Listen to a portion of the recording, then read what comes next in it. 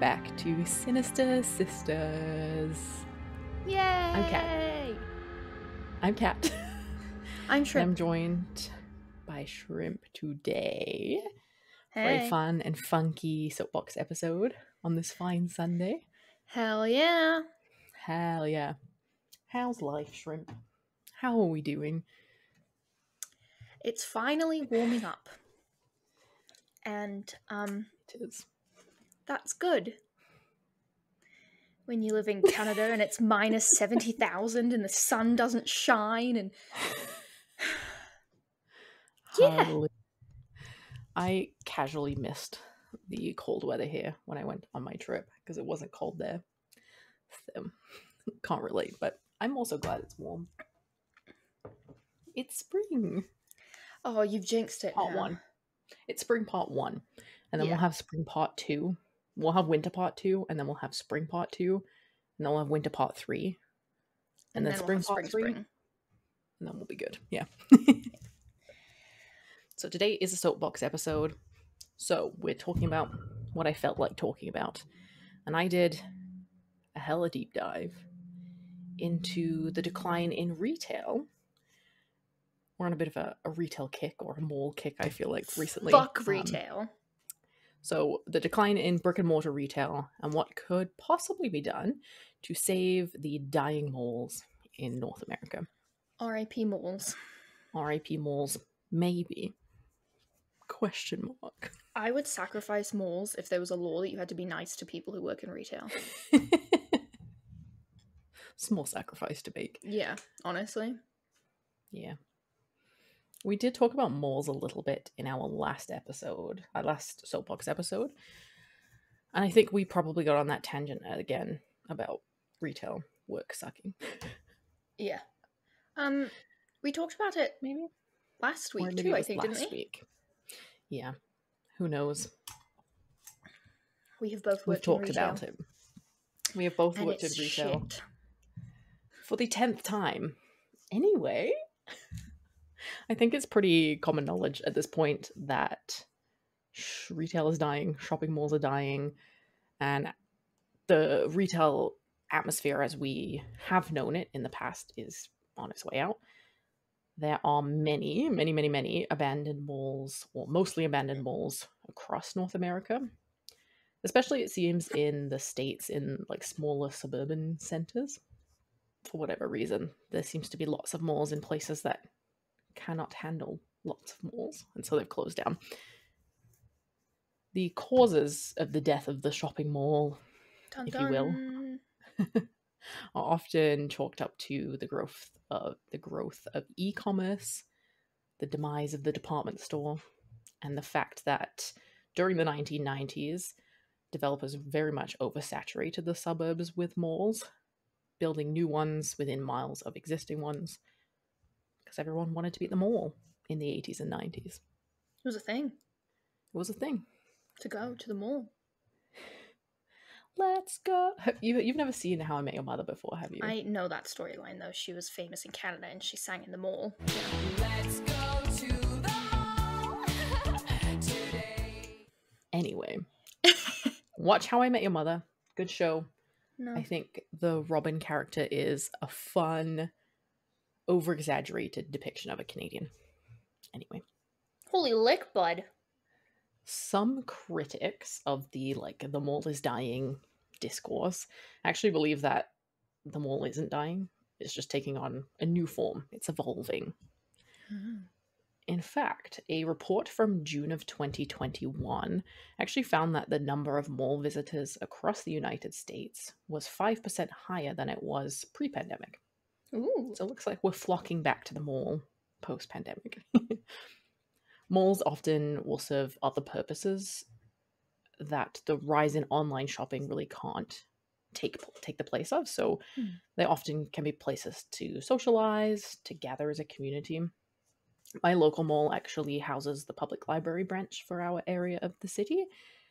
And that in itself houses a ton of very important services like English classes for newcomers, groups for new mums to socialize, career counseling, and of course the obvious, the free access to books and to knowledge and access to computers and things like that. So I love the library. I think I've said this before, but At least once. at least once on the pod. Yeah. Every 5 minutes at IRL. Yeah. I'm not even going to go into it. That could be a whole episode in and of itself about how important the public library is. Yes. Anyway. Yeah, so the malls can definitely serve a different purpose, a more varietous purpose. So what we do know is that the landscape of retail settings has to change in order to appeal to new generations of shoppers. So in the past, in the 80s and 70s, 80s, 90s, the anchor stores used to be the main draw to the mall. So think places like Sears, Hudson's Bay, JCPenney in the States. Malls also typically offered free parking so that it would entice you to stay longer because you weren't worried about racking up a big bill. Mm. Unfortunately, anchor stores have been closing down at a pretty rapid rate in the past 15 years or so. So in Canada, we saw the closure of Zellers in 2013. R.I.P. R.I.P. Zellers. Although she's making a comeback somehow, some way. Woohoo! Zellers was a Canadian discount department store chain, and it was owned and operated by the Hudson Bay Company. On a side note, for our international listeners, the Hudson's Bay Company is one of the oldest companies in North America. It was originally founded as a fur trading operation in 1670. And their retail stores, as they're known now, are known as the Bay. They might be officially named the Bay even, I'm not sure. And they sell a pretty wide variety of products. So clothes, stoves, random decor items, Christmas chocolate, whatever you may need. And they are typically housed in those like 2- and 3-story anchor store positions in malls. In the end, they bring in the traffic. They're very similar to Sears in the States, but I'd say they're a little bit more expensive, a little bit more upmarket. The Hudson Bay Company also owns Saks Fifth Avenue, which I thought was an interesting tidbit because I did not know that. I saw it. I thought it was a lie. I confirmed it. It is true. Bougie. Anyway, your Hudson Bay Company side note. My side note for the Hudson's Bay Company is that it is literally so important in Canadian history that you learn about it in history class. Like, there is a whole entire section of a unit in grade 12 that is about Hudson's Bay and the fur trading company that it was and what it has become, which is kind of wild. Kind of wild. It was definitely a large force that led to the settling of the West in Canada. So, and the railroad and all of that. Anyway, that's also Thanks, a Hudson's story Bay. for another day. So back to Zellers. At its peak, Zellers had more than 400 stores across Canada. It also offered this like really wide variety of products and services. I think I bought a Cabbage Patch doll there when I was a kid. They also pretty often had restaurants, sort of like cafeteria style. And the one that we used to go to had a hair salon where I was once too shy to tell the hairdresser that she was burning my head, and so I left with a scalp that was crispy and painful and probably like 3rd-degree burned. Exaggeration, but I was frightened to tell her that she was burning my head, and so I didn't. That's so funny. So we never went back there anyway. I also remember that Zellers sold the Hilary Duff clothing line, probably in like 2005, and that was very exciting. Very cool, chic, early 2000s clothing for children. Zellers itself didn't actually die in like the traditional way. It didn't entirely go under. It was acquired by Target in 2011, who transformed most of the older Zellers locations into Target Canada locations, and they started opening in 2013. R.I.P. Unfortunately, Target was incredibly disastrously unsuccessful in Canada for a variety of reasons, which again is a story for another day. But they closed down their Canadian leg of their operations pretty quickly. The last store closed in April of 2015. So because Zellers itself was largely absorbed by Target in 2013, Zellers itself closing had a pretty minimal impact on shopping malls themselves. It had a big impact on the hearts of Canadians, but that, the shopping malls had the leases renewed with Target, and they didn't really care. However, when Target closed, that had a really large effect. A lot of the stores sat empty for a long time, many years. Some even were still vacant in 2019. Some of them were absorbed by other large chains like Walmart and Canadian Tire, but, many of them remained empty. Another major change to anchor stores that we've seen in Canada was the closure of Sears. This definitely had a very profound impact on Canadian malls. Sears entered the Canadian market in 1952 as a joint venture with a Toronto-based department store called Simpsons. The Simpsons Spear. Oh my god, that's so hard to say. The Simpsons Sears stores opened across Canada. They also had a national mail order business that included the iconic Sears catalog and the Christmas wish books. Oh, the wish book. I can remember getting the wish book as a kid, and for 2 whole years I wanted, it was like a baby stroller, but it had 2 seats in it, so you could have 2 babies in it. The twins. And I used to fold down the corners of the pages that had things that I wanted on them. Yeah. And I said to Sinister Mom all the time, I was like, I just want this 2-seater pushchair. And I didn't get it the first year. I was like, hello? And I guess Mom tried really, really hard, but it sold out. And they didn't have any. But the second year I got it, and it was as amazing as I thought it was going to be. It was pink camo. I just put the cats in it too. Probably. Do you remember when we just had the 2 boy dogs and they were puppies and they used to sleep in that little baby cot crib thing? Yeah. Oh, doggy pies. Doggy pies. Anyway, the wish book, iconic. You'd skip all of the adult pages. You're like, I don't want clothes. I don't want tools. I don't want a house in a box. I want toys. And you'd circle all the toys in the toy section. And it was fantastic. It was fantastic.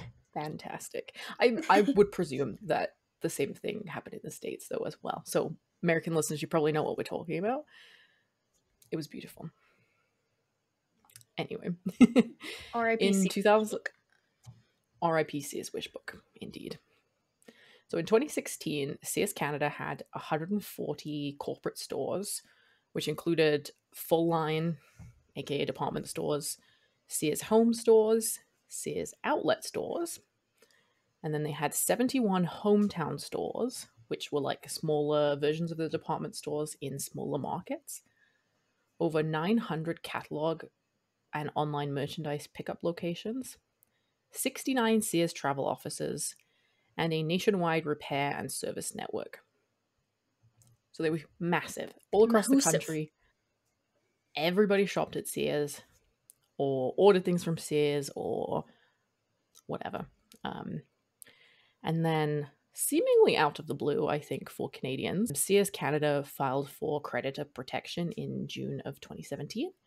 And immediately they announced that they would lay off 2,900 employees and shut 59 of the stores.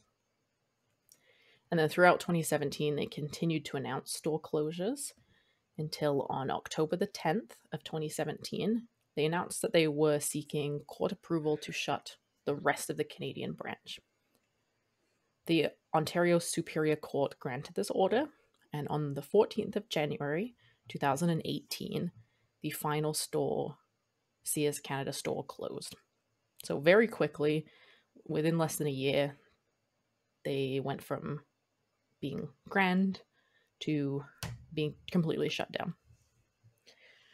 The massive and sudden closure of Sears Canada stores led to a loss of nearly 12,000 jobs, and it left millions of square feet of retail space vacated. Sears in Canada, they not only had the retail locations, but they had a variety of warehousing operations, call centers, all sorts of things as well in other cities. So it wasn't just retail employees who lost work, it was everybody. tons of people.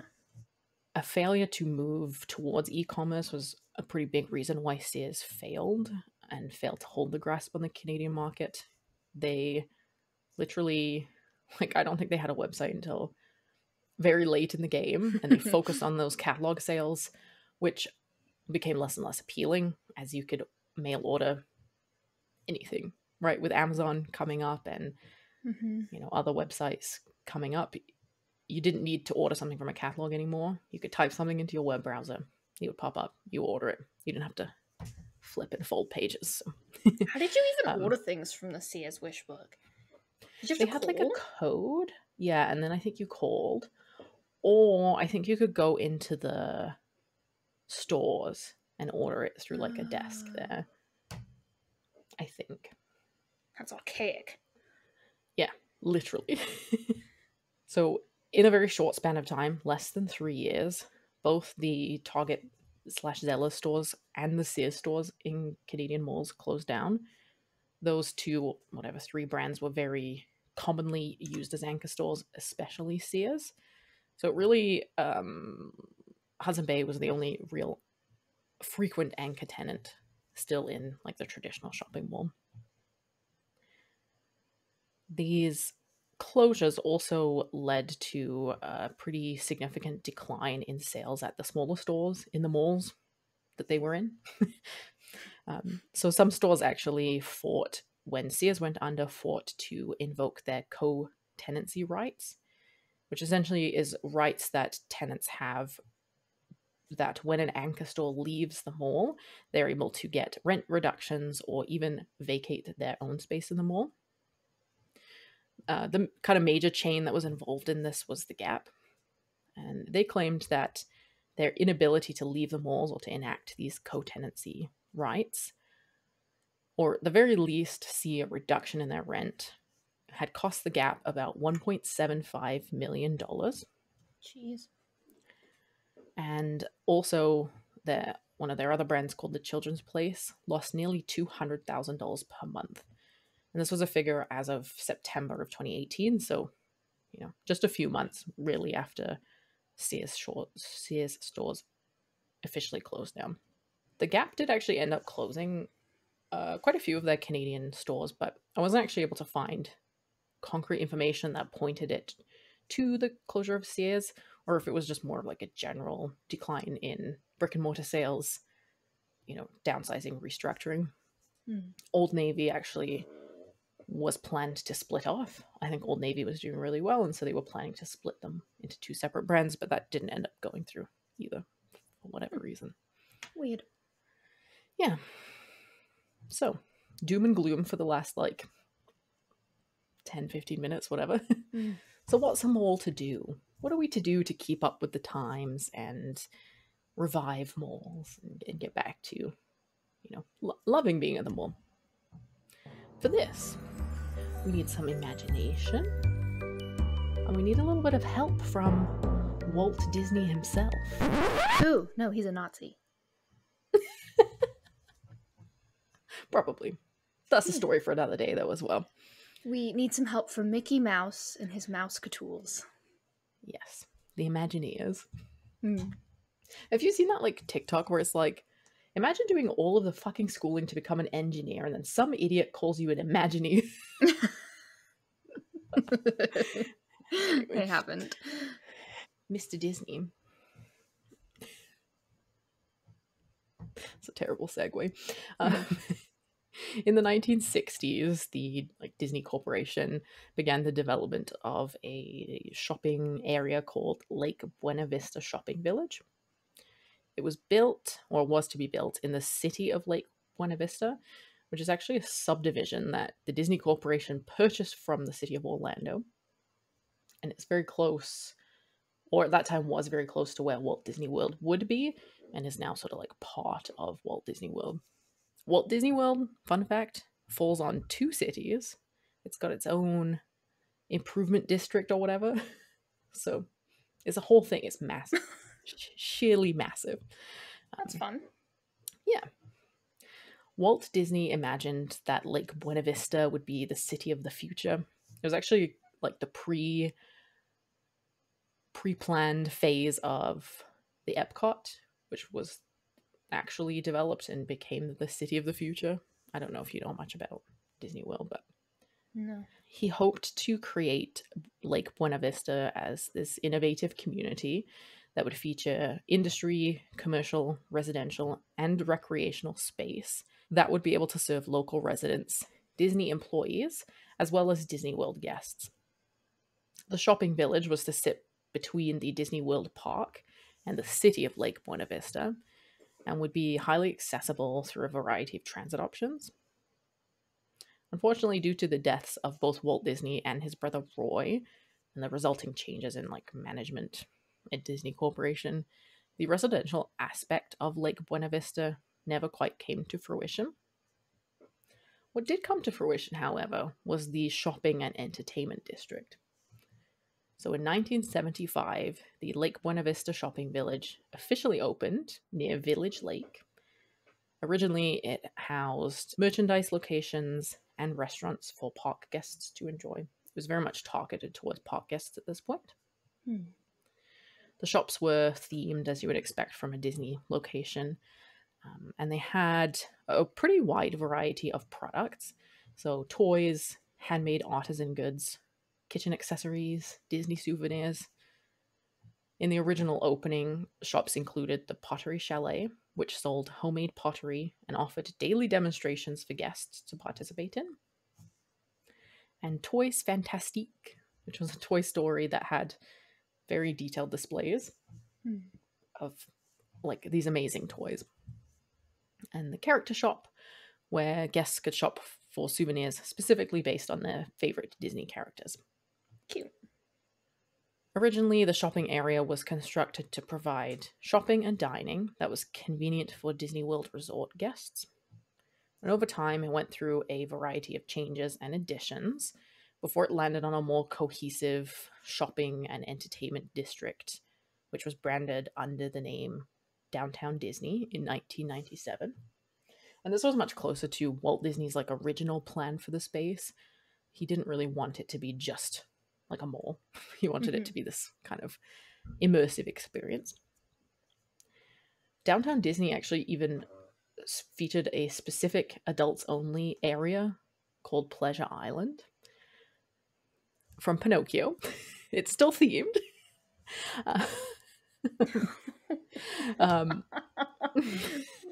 Pinocchio themed sex toys or what? No, Pleasure Island is a place in the Pinocchio universe. Yeah. You just have to lie. Yeah. And it gets longer.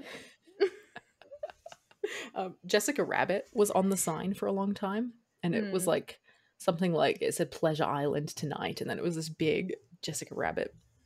Anyway. So in the specific adults only area, whatever, Pleasure Island, it was opened in It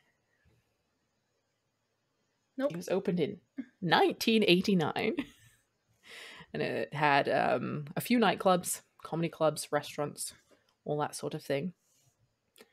And the wonderful thing about it was that it was, themed, well-planned, and well-executed, just like the rest of the Disney park experiences. And it actually brought in business from Floridians, people who lived locally, and it wasn't specifically just park guests. It was a pretty popular place to go out. I'm going to include some pictures in the case file and on the screen here if you're watching, of the theming in the venues. Very cool. Looks like a good time. And I truly think that this would do really well in the modern era of the Disney adult. Yeah. I would love to go to that.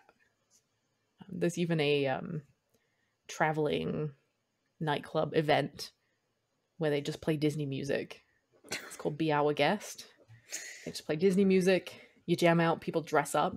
I think that Disney should really capitalize on that. Yeah. So Floridians, because they frequented the area, they mingled with park guests a lot, and it really brought people together in a way that they probably wouldn't have opportunities to do otherwise. Because Disney itself is very much targeted towards families and children. If you were an adult, you potentially wouldn't go there by yourself without kids. But they did include, if you stayed on a resort, basically like free babysitting. So parents could take their kids to the park during the day, drop them off at the babysitter, and then go out in the evenings to enjoy Disney themselves. That's fun. Yeah, very. The Pleasure Island area remained popular through the early 2000s, and then it was closed down in 2008. Recently, downtown Disney area went through more rebranding. It's now called Disney Springs, and that Pleasure Island area was transformed into a more family-friendly entertainment district. So there's like movie theaters, a planetarium, space for concerts, things like that. It continues to attract local residents as well as tourists, so it's very popular among Floridians. I don't know how many times I can say Floridians in this episode, but here we are. Floridian. They also have a state-of-the-art bowling alley, and they often have live performances and live music. Recently, they've added fun, modern entertainment like VR, arcades, and a balloon ride over the complex. That's cool. The Disney Springs attracts millions of visitors a year. It's open 365 days a year, and it's accessible by car, boat, and bus. And it is one of the most popular shopping destinations in the entire state. So all of this is to say that I think that Walt Disney had it right. So the key to successful, in my opinion, the key to a successful commercial endeavor is to diversify. If Disney Springs was just a shopping center themed around Disney, who knows if it would be popular. I think that if it was just a shopping center, pretty unlikely that you would get a lot of locals in. It would remain much more like a tourist destination only. Disney's approach to retail and entertainment has been a major influence on the retail industry, and lots of shopping malls and theme parks have sought to emulate the success. None have been quite as popular. And so I know what you're thinking now. Like, duh, cat, the reason why Disney Springs is so successful is because it's connected to Disney World, which is the most loved theme park, or one of the most loved theme parks in the whole wide world, and it can never work anywhere else. You're stupid. Well, I'm here to say that...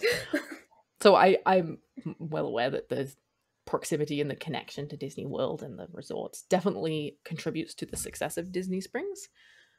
But I'm here to tell you that this concept of diversification is highly successful in other places, even in places that have very few other options in the way of tourist attractions, such as the West Edmonton Mall, which is the maybe most or maybe second largest shopping mall in North America. Jury's out on that one. It's located in Edmonton, Alberta, which is a fairly large city by Canadian standards, with a metropolitan population in 2021 of about 1.4 million. This isn't essentially a baby city as far as the rest of the world is concerned, but there aren't many people in Canada, so that's a big city for us. I think it's the 5th biggest city in the country. Oh, baby Canada. I know. So the West Edmonton Mall first opened in September 1981. At that point, it was essentially just a very large shopping mall. It had about 220 stores, and that was about it. At the time that the mall opened, the population in Edmonton was actually only about 500,000 people. So this was a very large mall to go into a very sparsely populated place. When it was built, it was the largest shopping mall in the world, I believe. Definitely in Canada, so massive. So the second phase of the mall opened in 1983, and this added a skating rink and an amusement park called the Fantasyland, which was eventually rebranded as Galaxyland after a spat with the Walt Disney Corporation, coincidentally. Until 2021, Galaxyland was actually home to the world's tallest indoor roller coaster called the Mindbender before a larger roller coaster was built, and it has since been closed down as of like 2 weeks ago. They're putting something else in there now. Besides the point. Phase 3 of the West Edmonton Mall opened in 1985, and this was a very large phase. It added quite a few new attractions. So the World Water Park, which has an indoor wave pool. They added an indoor lake, which is the largest indoor lake in the world still, with a replica of the Santa Maria ship, which was one of Christopher Columbus's ship. Fuck them. Yeah. It also, at the time of opening, the lake had 3 submarines, live dolphins, and dolphin shows. We don't approve. We don't approve. This phase also introduced a mini golf course. We approve. We approve. The Fantasyland Hotel was also added in around 1985, and that is a cool hotel. It has like themed guest rooms of all sorts of weird themes. Like this one that's a Victorian carriage theme. As you do. And your bed's just inside the carriage. That's cool as fuck. Yeah. There's also one that has a stripper pole in it, and I was like, I cannot imagine renting that room and not feeling dirty. So, yeah.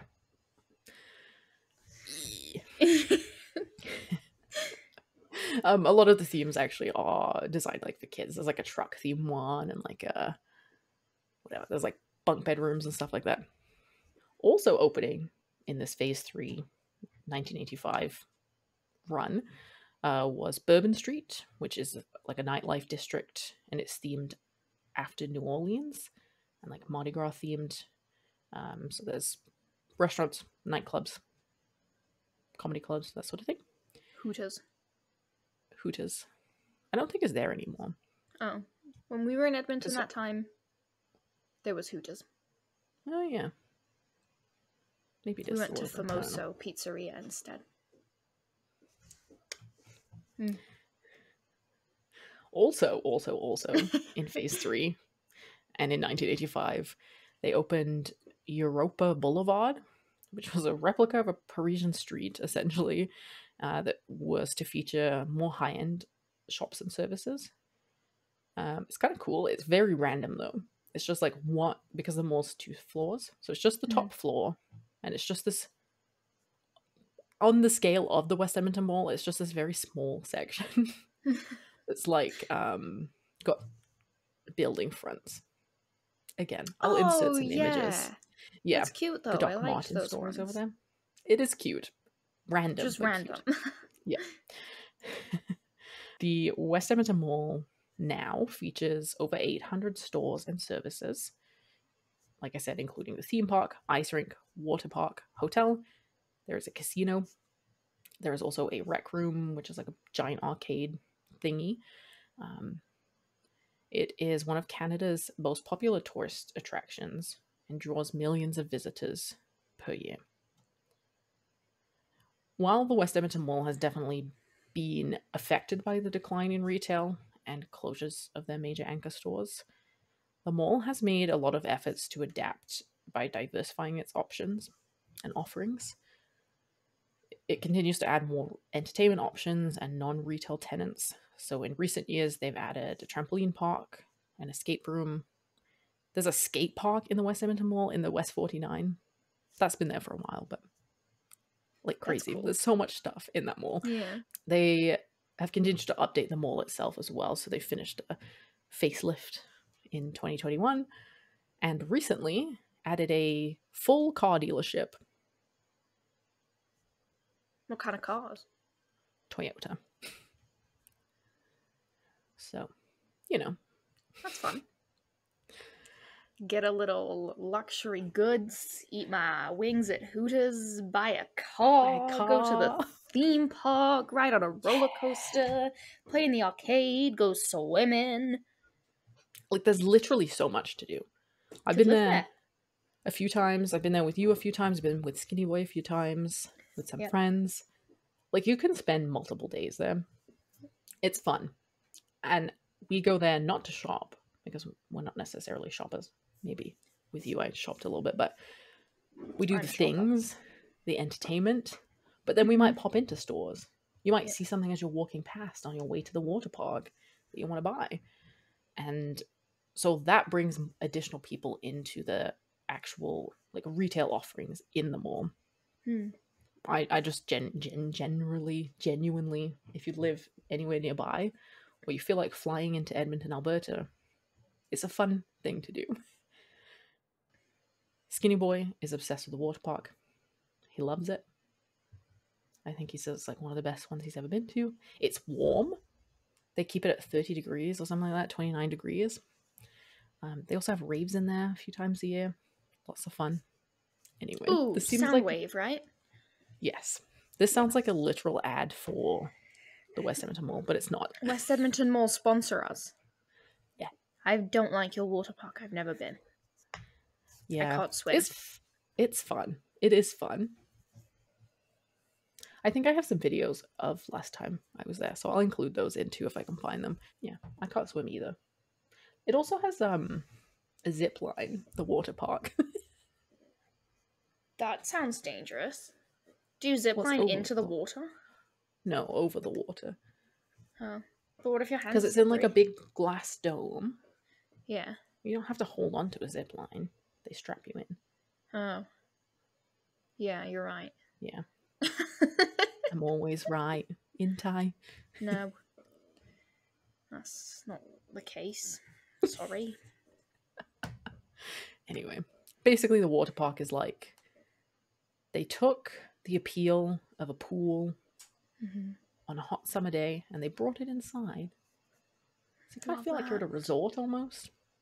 Oh, there's also windows on one of the floors, so you can look into the water park and look at people having yeah. fun in the water park, and then you're like, water park. The people watching options are endless. Literally Endless. endless. We love it. I once saw somebody butt naked on a chair in the West Edmonton Mall. Asleep, actually. Butt naked and asleep. A man, or A man, yeah. of course it's a fucking man. Why did I even ask? Just balls to the wind. Yucky. Anyway. Interestingly enough about the West Edmonton Mall is that the smaller malls in Edmonton and the smaller shopping centres weren't really affected by this giant complex moving into the city. The smaller malls were generally able to maintain their local shopper base. The West Edmonton Mall catered more to tourists and brought in local people kind of for those like specialized stores that they have, all the activities. So it didn't have like the Walmart effect on the smaller malls, which I thought was kind of interesting. This model of a mega mall has also worked very well elsewhere, namely with the Mall of America in Minnesota, which is actually owned by the same company as West Edmonton Mall. Huh. They also faced, a lot of the same challenges in the decline of brick and mortar and have continued to adopt new strategies and add inclusions to the mall to help ride the wave of the decline. So they also have an indoor theme park. They have an aquarium. Decline. The decline. The downhill skiing, baby. I'm making fun of how you said decline. Whatever. Whatever. So the Mall of America has an indoor theme park, an aquarium, and a miniature golf course. They recently added new dining options and a comedy club. They have also focused a lot recently on marketing and promotion and promoting the Mall of America as a destination rather than just like a shopping center. So they hold concerts and shows and all sorts of events to attract people into the mall. And so because Mall of America and West Edmonton Mall are owned by the same people, they are in competition to which one is the biggest mall in North America. Mall of America is at the moment, I believe, but they're constantly expanding, so who knows? We'll see. Who knows? Malls that are able to successfully diversify their offerings and become more of a destination for entertainment, for dining, for other events, are more able to attract a steady stream of visitors, even as the brick and mortar sales decline. Thank you. This can work on a smaller scale as well. So like malls don't all of a sudden all need to turn into these like mega crazy giant entertainment spheres in order to survive. Simply by adding reasons for people to repeatedly come back to the mall is a really good way to stay afloat. As I mentioned earlier, oftentimes adding community services like libraries, necessities like grocery stores, or smaller scale entertainment venues like arcades or movie theaters, mini golf, could be a really easy ways to fill the anchor spaces, the anchor store spaces, and bring people back to the mall. This is especially valuable in places where there are extreme seasons, because it's very nice on a cold winter day to go inside a warm building, do some shit for a couple of hours, and not have to go back outside. Yeah.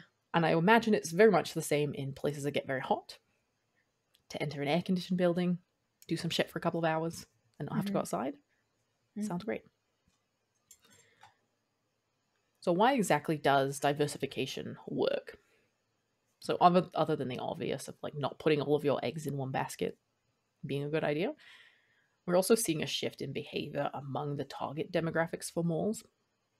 So as people who frequented malls in the 80s and 90s sort of age, the main people who go to the mall should be changing. For starters, consumers are now much more likely to shop in the smaller retailers that are at the mall than to stop in at the big department stores. Partially overwhelmed, partially not what you're wanting to buy. I know Sears, before it closed down, was very much targeted towards older people. There wasn't any like clothing that was terribly fashionable. Things were more old-fashioned. And as millennials and Gen Zs are now basically all adults, Gross.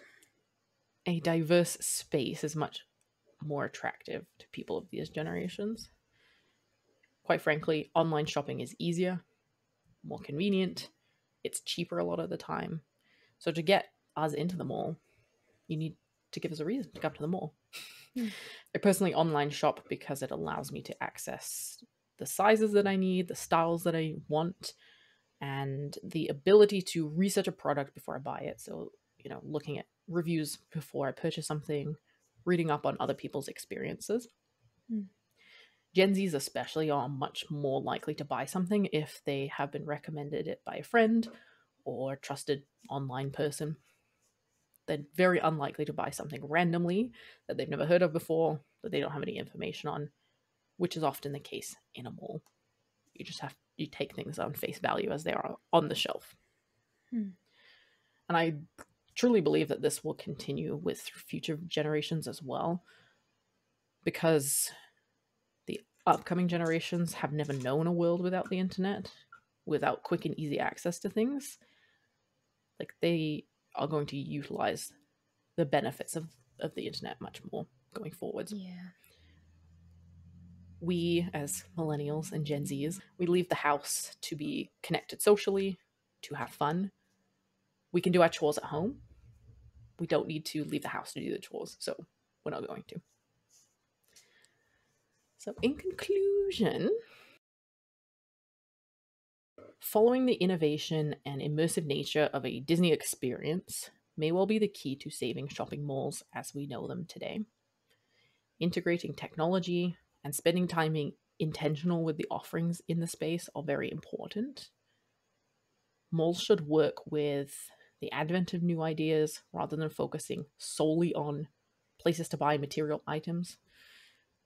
Younger people as a whole are much more interested in spending money on experiences and are much more likely drawn into a place that can provide those needs as well, rather than just like a marketplace, essentially. Curating a brand recognition and a vibe for the experiences is what people are looking for. So like the Bourbon Street at the West Ed, like the Parisian stores, you go there to feel feel a certain way. For the Engulfed experience. in the vibe. Yeah. Not to mention, being that there are so many empty anchor storefronts, these are perfect locations for a variety of different things like art exhibits, co-working spaces, VR experiences. The list is really endless. And Yeah. these things are much more valuable to where we're going as people over overpriced Sears old lady pants. So let's Yeah. think big. Let's utilize the spaces that we have. And then maybe your malls won't die. And this has been an essay by Kat. Hell yeah. I That personally, works. I have a very fraught relationship with malls because I hate driving. So the idea of being able to leave my car somewhere and go to all the shops that I need to go to very much appeals to me. However, I also hate walking, and that's all you do in malls is walk. And so it's something that I have very mixed internal feelings about. I mean, like, the addition of in a mall, like, on the scale of the West Edmonton Mall, being that it's fucking literally massive. I think it's like, I don't even know, hundreds of thousands of square feet. Put in those walkways that they have at At the airports, airport. and I fuck with that a little Or more. golf carts. A little tram system could work. A tram! A zoo That would be train. so cute. You know? It would be so fucking cute. Yeah. Yeah. I'd do that. It would also make them more accessible to people with disabilities. Yep. Absolutely. Yeah. Yeah. So, if you liked this episode, please follow us, subscribe to us, give us a 5-star review on Apple Podcasts and Spotify, and give us a thumbs up on YouTube. Yeah. You can follow us on Instagram at sinistersisters.podcast. Check out our YouTube and TikTok platforms at Sinister Sisters Podcast. You can send us emails at sinistersisterspod@gmail.com and request cases or topics that you'd like us to cover in the link in the description. And let us know what you think. Have you ever been to a giant mega mall? Did you love it? Is that something you'd like in your own community? Yeah. Have you even been to a small mega mall? Like, my local mall with the library also has like a theater and an arcade. Makes it An more of a arcade? destination. Oh, it's the theater arcade, right? The theater arcade, yeah. There's like 4 games. There's like 10. It's a small mall, okay? There's also a grocery store and a liquor store. Important. Yes. Well, thanks for listening. We'll see you in our next episode, which is on Sunday, which is my episode, so we'll be talking about murder. Bye! Thanks, friends. Bye!